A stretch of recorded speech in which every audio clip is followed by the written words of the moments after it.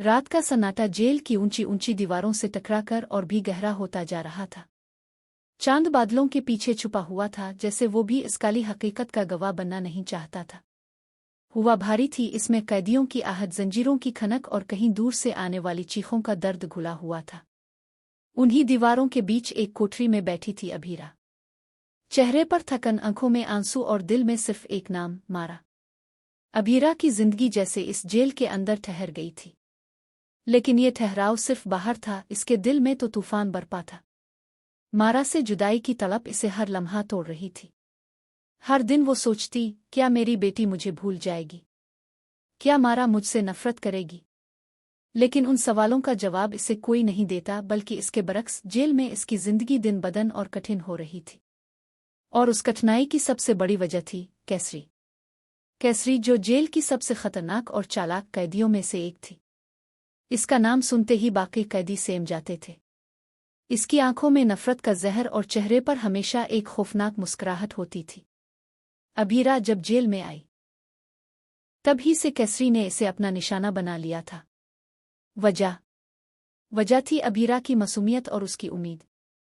कैसरी जानती थी कि उम्मीद सबसे बड़ा हथियार होती है, और अगर किसी को तोड़ना हो तो पहले इसकी उम्मीद को तोड़ो।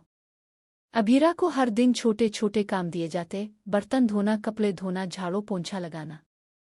लेकिन कैसरी ने इसके लिए जीना हर दिन मुश्किल बना दिया। जब भी अभीरा झाड़ू लगाती, कैसरी उसके पीछे पीछे चलकर कचरा फैला देती। जब भी वो कपड़े धोती, कैसरी उनमें मिट्टी और गंदगी डाल देती। जब भी वो बर्तन साफ करती, कैसरी उन पर फिर से खाना गिरा देती। और सबसे दर्दनाक बात ये थी कि जेलर ये सब देखकर भी उनदेखा कर देते।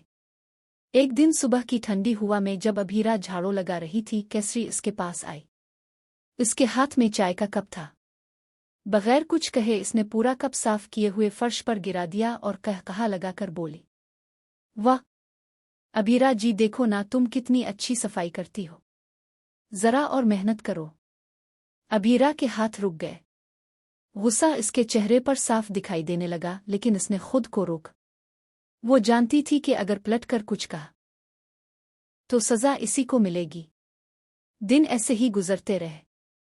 आहिस्ता आहिस्ता कैसरी ने सिर्फ टॉर्चर तक खुद को महदूद नहीं रखा, बल्कि जिलरस को भी अपने साथ मिला लिया। पैसा और खौफ, दोनों हथियार उसके पास थे।